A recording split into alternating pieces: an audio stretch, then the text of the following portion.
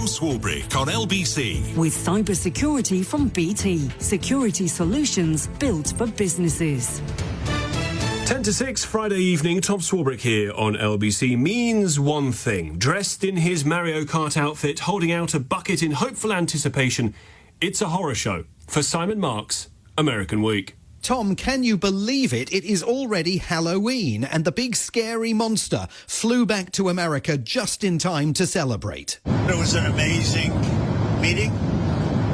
He's a great leader of a very powerful, very strong country, China. President Trump aboard Air Force One last night, enthusing about yesterday's meeting with Chinese President Xi Jinping, their first face-to-face encounter since 2019. Just how successful was it? Stratospheric, according to the US leader. I guess on the scale of from 0 to 10, with 10 being the best, I would say the meeting was a 12. A 12 out of 10. Who would have seen that coming? Well, not many people, given that Trump has accused China of conspiring against the United States with Russia and India, has led a global trade war designed to cause severe disruption to the Chinese economy, has imposed average tariffs of 58% on China's exports to the United States, and only 3 weeks ago said on social media that the bilateral relationship with Beijing was so tattered that there was no point in the two men even meeting. Mr. President, the President of the People's Republic of China.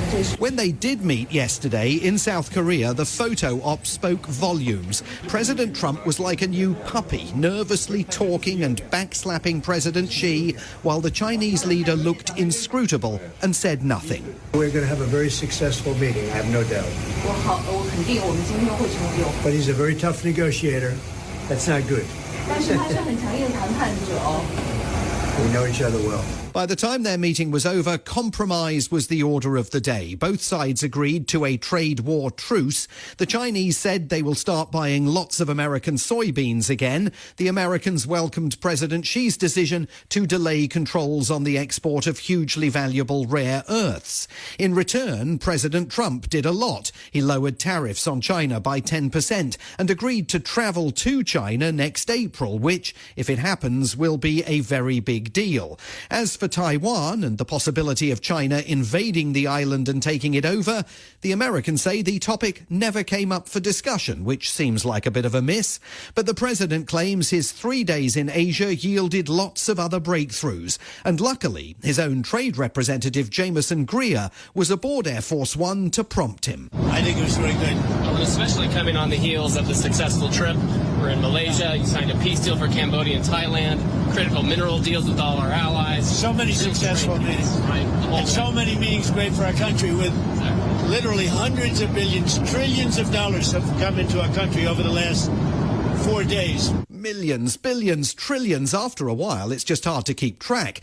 But let's drill down on just one of those claims that the president has voiced like a mantra since Tuesday. Yesterday I was with Mr. Toyota in Japan. They are going to spend $10 billion and they're going to build new car plants, and they're going to build them in numerous states, about 6 or 7 different states. Toyota is going to be putting auto plants all over the United States to the tune of over $10 billion.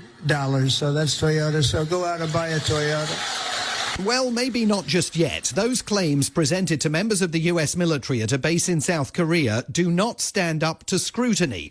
Toyota says no such agreement was struck. They say they never explicitly promised to spend $10 billion building car plants in the United States, nor agreed to ship Toyota cars manufactured in America to Japan for sale there, as the president also announced. So that's at least $10 billion claimed dollars of investment that are overstated. Who knows how much of the remaining billions or trillions also prove to be fictional.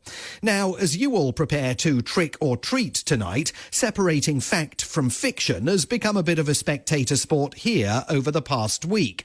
Let's spool back to last weekend, the release by The Economist newspaper of an interview with Steve Bannon, the convicted fraudster, a fact The Economist never bothered to point out to its subscribers, who served serves as the president's on-again, off-again political advisor. Well, he's going to get a third term. So Trump 28, Trump is going to be president in 28, and people just ought to get accommodated with that. But what pondered The Economist's editors of the 22nd Amendment to the American Constitution, which says, and I quote, "No person shall be elected to the office of the president more than twice."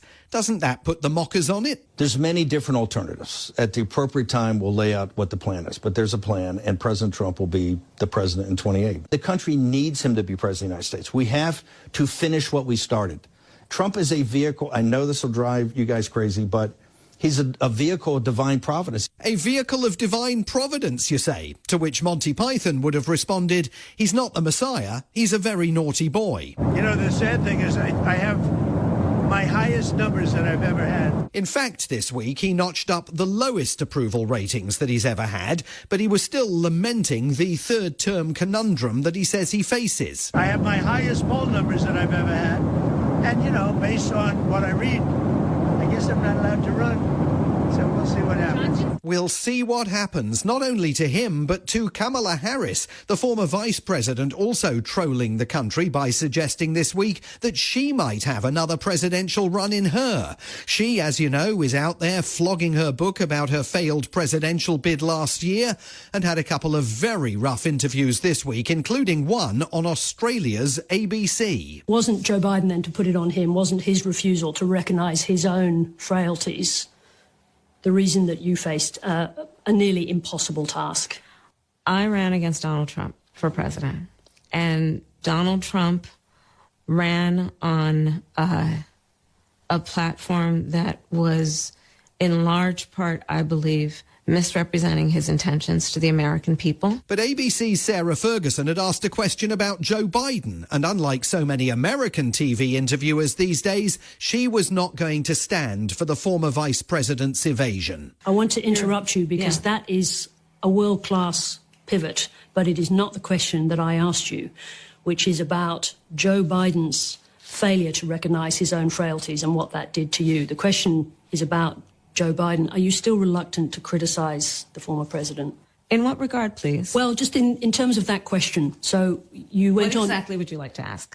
Be more specific, if you don't mind. Was it Joe Biden's decision, his failure to recognise his own frailties in that position, that put you in the position that made it almost impossible to win that race? He was not frail as president of the United States. No, he was a stallion, a mountain of a man. It is astonishing that basic questions for which she should be fully prepared continue to trip her up, exactly as they did on the campaign trail last year. At a time when America desperately needs some alternative leadership, there isn't much of it around, although by this time next week, Democrat Zoran Mamdani will have become the next mayor of New York City, despite the fact that the self-described democratic socialist has not yet secured the endorsement of some key grandees within his own party. His big anticipated win is going to send them one heck of a populist message next Tuesday night. Democratic Party leaders in Congress face mounting challenges this weekend as the government shutdown continues into its second month. Money for vital food assistance programs is running out because the White House won't release emergency funds to keep the hungry fed. At some point, both parties are going to have to blink to get the government reopen, but if that doesn't happen by next Wednesday, this will become the longest shutdown in history, causing untold angst to the families of hundreds of thousands of furloughed civil servants nationwide. Not furloughed, of course, Donald Trump's masked thugs, dragging people away whom they consider candidates for mass deportation.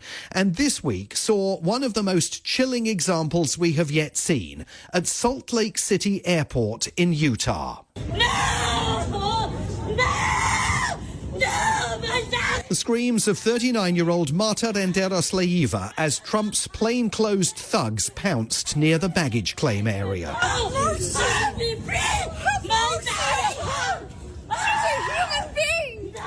The witness filming that arrest begs the agents to show mercy. She's a human being, she shouts at them.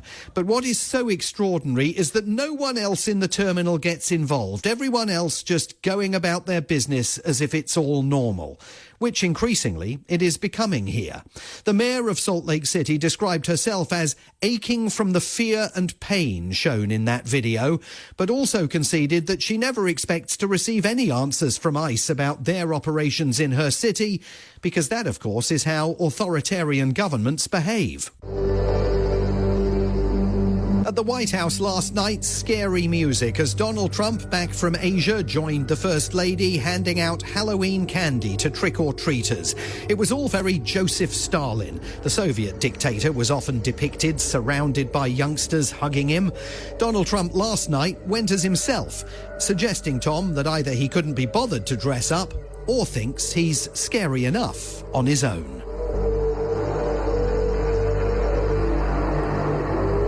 From Washington, D.C., Simon Marks, American Week.